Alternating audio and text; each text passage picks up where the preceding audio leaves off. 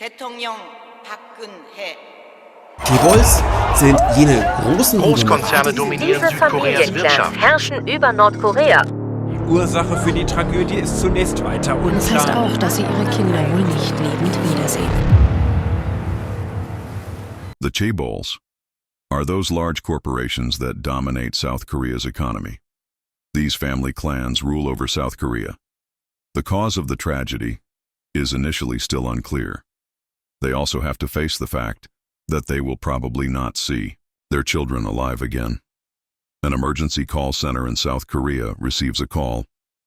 It comes from a child on board a ferry. Help us. The ship is sinking. The Sewol is on a scheduled trip to the holiday island of Jeju.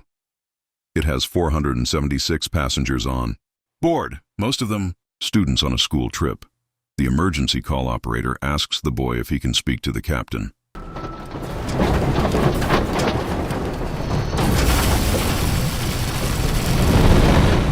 If the ferry is really sinking, why hasn't an adult called yet? Not everyone on board immediately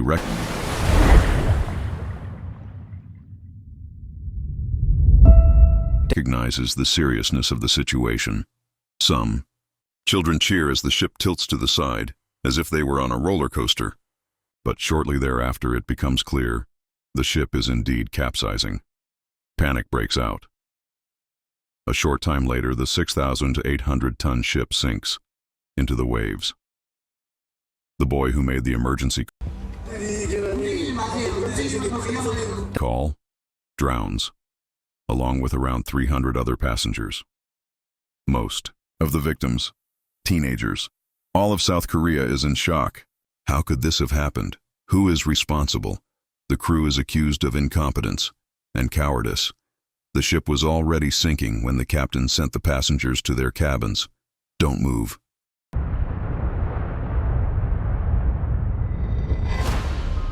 That's more dangerous. Don't move. Afterwards, he and other crew members fled the ship, leaving countless miners to certain death. The South Korean president later compares this to murder.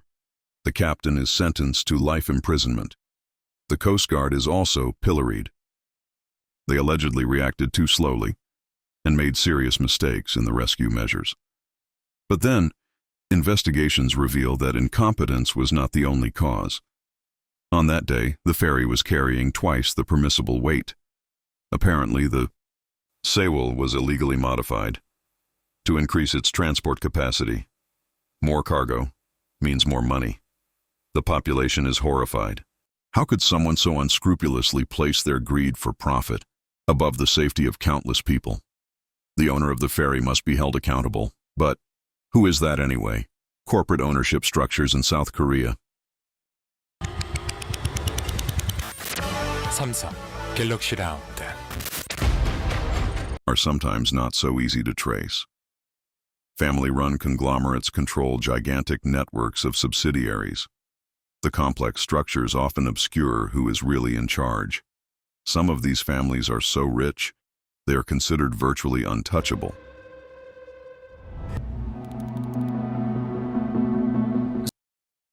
Despite various crimes, they repeatedly get away scot-free and accumulate more and more power and wealth. Visuals connecting different entities to the Sewol disaster. In this video, we take a closer look at 3 of these families, including the one responsible for the sinking of the Sewol. Many people in South Korea say that the top family clans have so much power that they actually rule the country. Simplicissimus intro. Prelude. The miracle on the Han River. South Korea has experienced a meteoric rise. After the Korean War in the early 1950s, the country was still among the poorest in the world. Today, South Korea has the 12th largest GDP worldwide.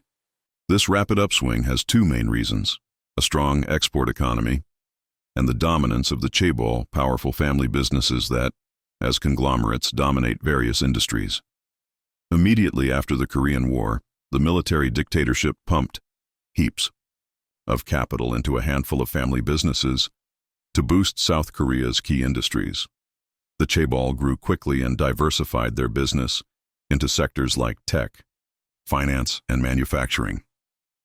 Within a few years, they transformed South Korea from an agricultural country into a global industrial hub. Historians therefore often speak of the miracle on the Han River. South Korea's leading companies, Samsung, SK, LG, and Hyundai, are firmly in the hands of centuries-old family dynasties. Their revenues account for the majority of the country's economic output. Samsung alone generates about a fifth of the GDP. Concentrated wealth means concentrated power. The Chaebol families have a good relationship with the government and enjoy various privileges, subsidies, tax breaks, and special favors. High-ranking politicians rely on their advice and their support. For decades, the Chaebol were considered the engine of the South Korean economic miracle, but the image began to crumble. In the wake of the 1997 Asian financial crisis, visuals of stock market crash and news reports. The financial and economic crisis brought 13 of the leading 30 Chaebol to their knees. Their downfall showed how risky it is when the well-being of an entire economy depends so heavily on a handful of companies. From then on, calls grew louder for South Korea to curb the power of the conglomerates. In addition, over the years, the Chaebol have repeatedly been embroiled in crimes and scandals. The accusations range from embezzlement and bribery to labor law violations and serious health hazards. The government has given the dynasties a free hand for far too long, and the people of South Korea are increasingly fed up. Many players on the internet have also been given a free hand with our personal data for too long. How can it be that you meticulously reject cookies, are extremely careful, and still constantly deal with scams, phishing, and bot calls? Not to mention really nasty cases like identity theft, hacked accounts, and financial fraud. There's a whole shadow industry around our personal data. Your private information is collected by data brokers and sold to other companies. There's no such thing as 100% security online, but Incogni works around the clock to protect your data. Chapter title card appears. Chapter 1, Nutgate, plane taking off. In December 2014, shortly before the departure of a Korean Air scheduled flight, an incident occurred. Cho Hyun-ah, the airline's manager and daughter of the company founder, completely loses her composure over a few macadamia nuts a stewardess had dared to serve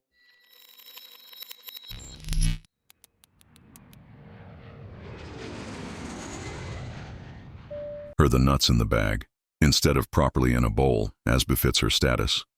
Cho completely freaks out.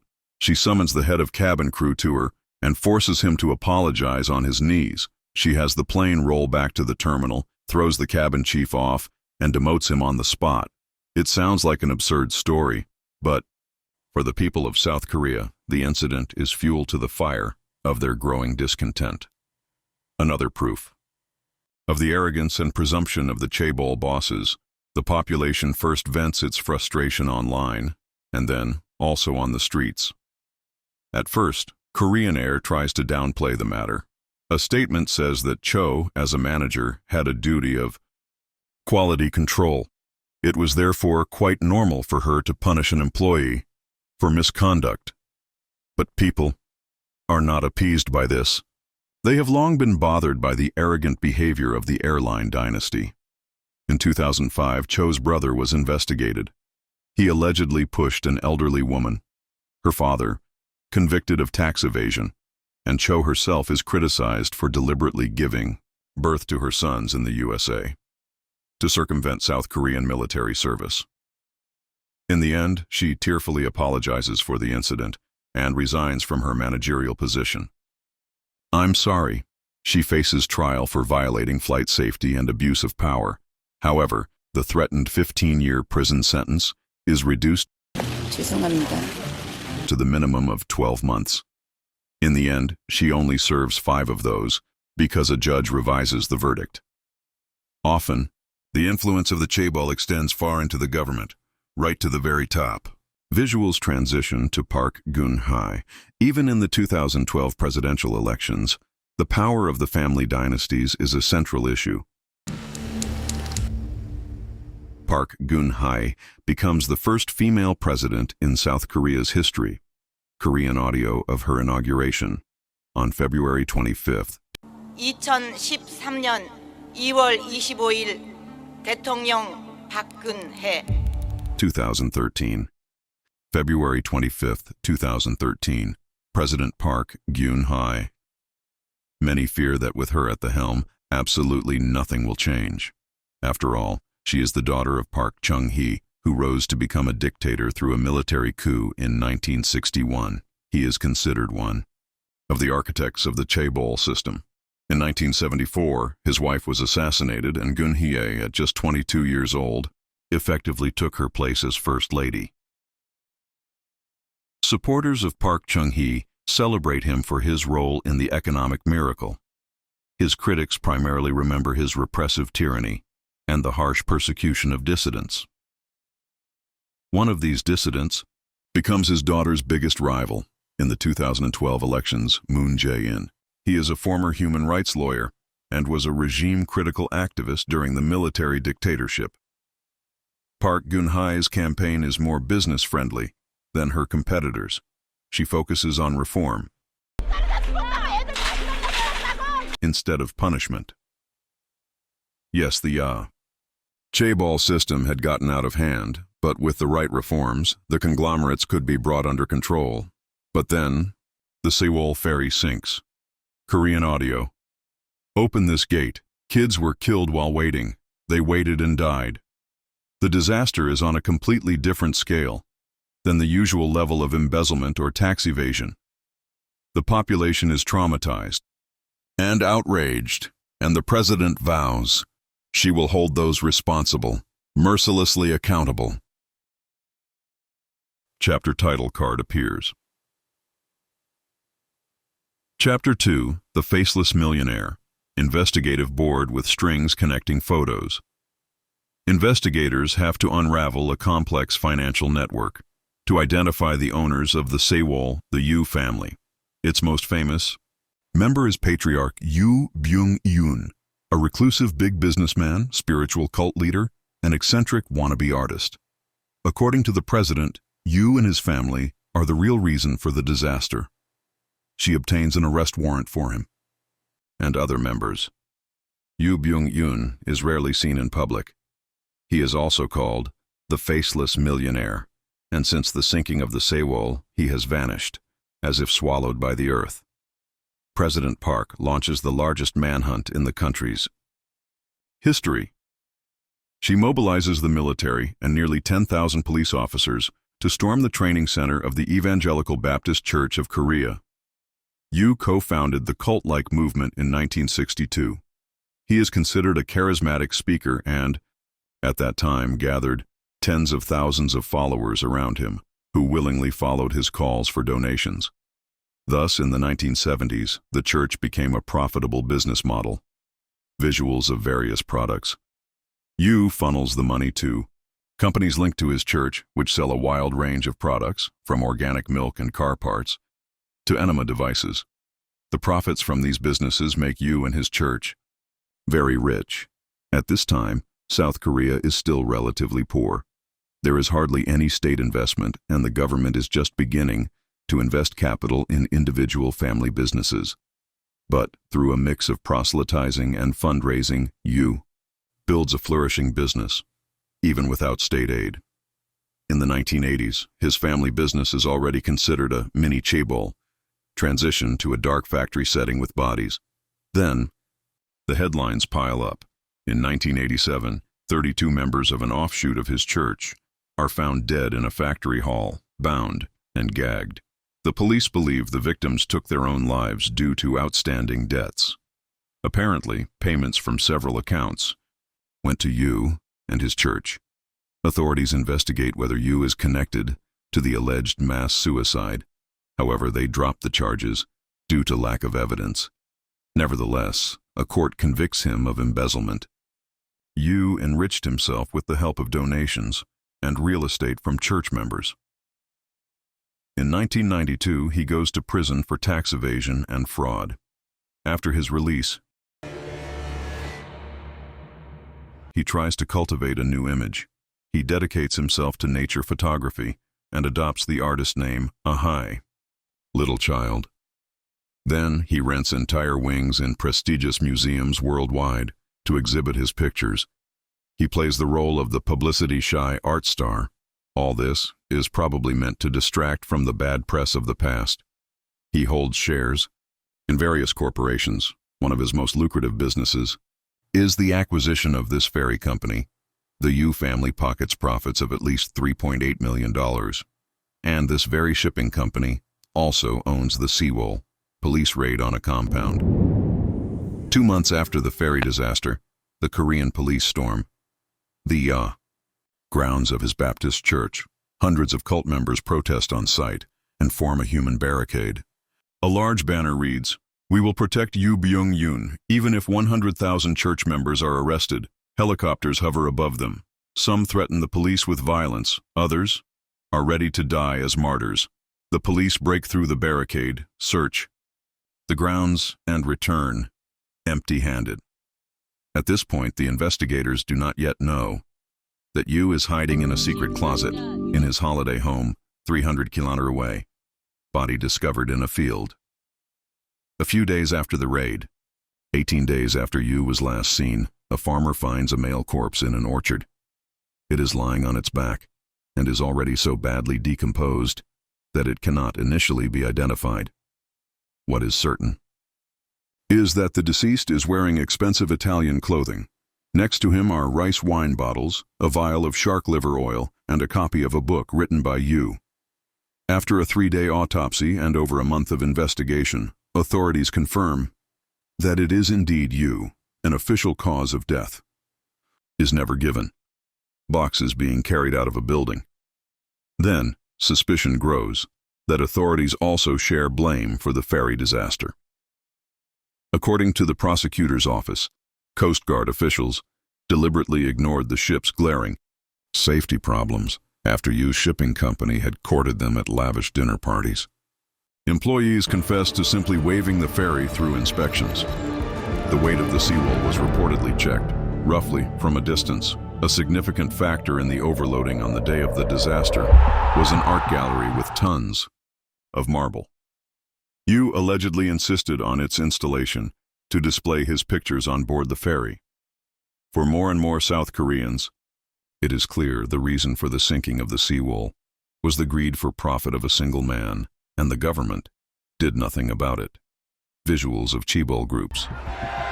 Families like the Yus are rich enough to bribe shipping authorities, but the influence of the truly powerful Chaebols extends much further, and one of these families overshadows all others.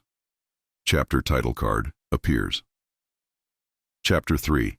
Samsung's Crown Prince. Crowds protesting. The more scandals come to light, the stronger public discontent grows in South Korea. The vigils for the Sewol victims turn into weekly waves of protest. Participants in the candlelight demonstrations demand a full investigation of the disaster and the government's role. Calls for President Park Geun-hye's resignation grow louder. President Park must resign. Impeach President Park. The government responds with repression. Police use water cannons and pepper spray against thousands of demonstrators, and authorities illegally collect information about relatives of Sewol victims to suppress anti-government protests. But the people's frustration and anger continue to smolder. In 2016, another scandal comes to light.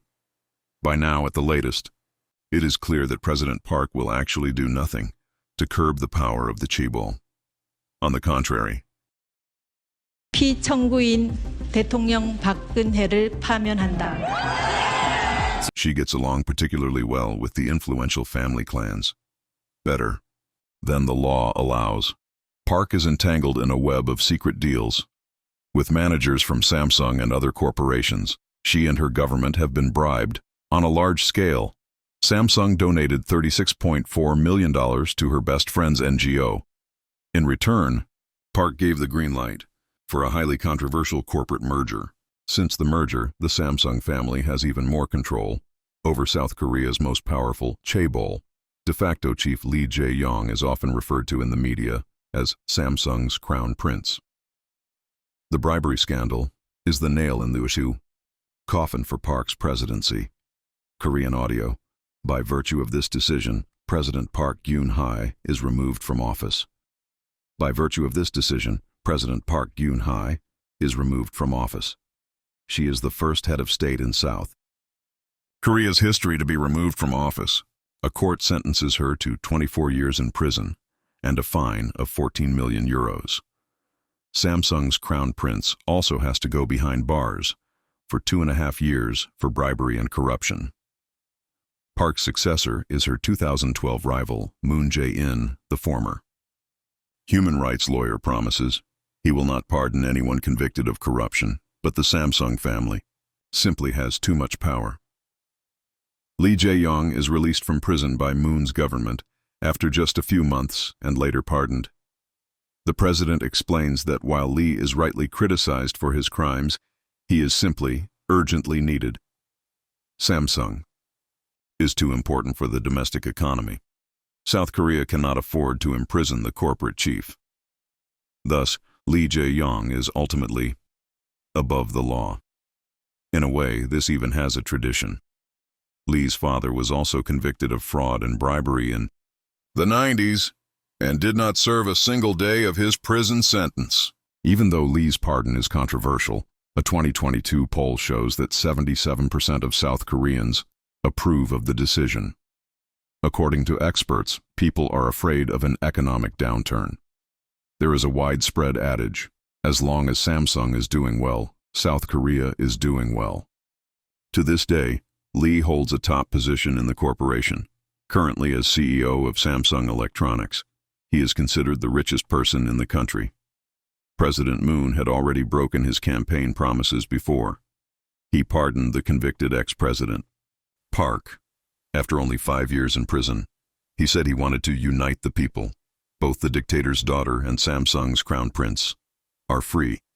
Many South Koreans are frustrated by the high level of corruption in the country, and yet, the Chaebol are by far the most coveted employers. The leading Chaebol simply pay significantly higher salaries than normal businesses. In 2024, 50,000 South Koreans applied to Samsung monthly.